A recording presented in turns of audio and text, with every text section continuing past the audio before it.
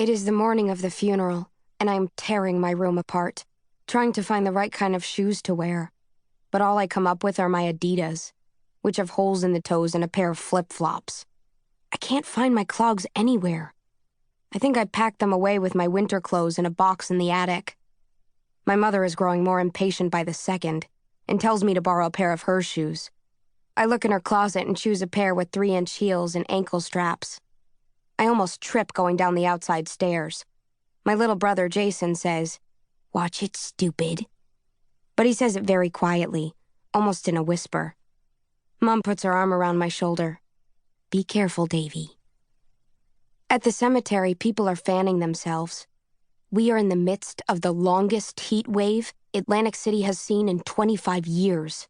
It is 96 degrees at 10. I think about how good it would feel to walk along the beach, in the wet sand, with the ocean lapping at my feet. 2 days ago, I'd stayed in the water so long my fingers and toes had wrinkled, and Hugh had called me pruny. Hugh. I see him as we walk through the cemetery to the gravesite. He is standing off to one side, by himself, cracking his knuckles, the way he does when he's thinking hard.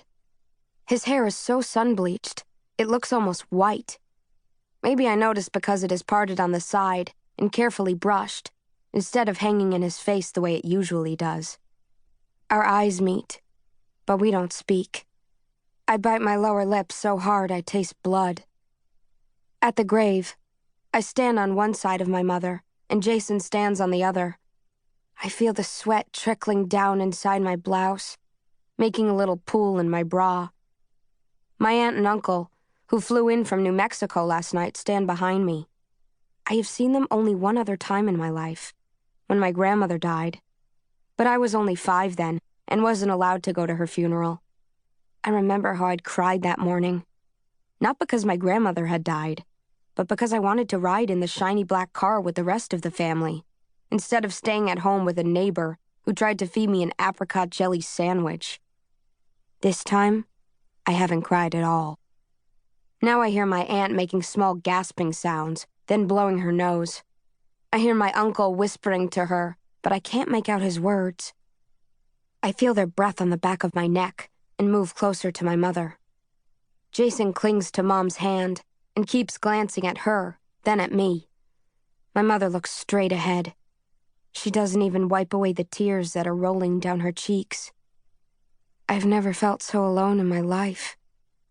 I shift from one foot to the other because my mother's shoes are too tight and my feet hurt.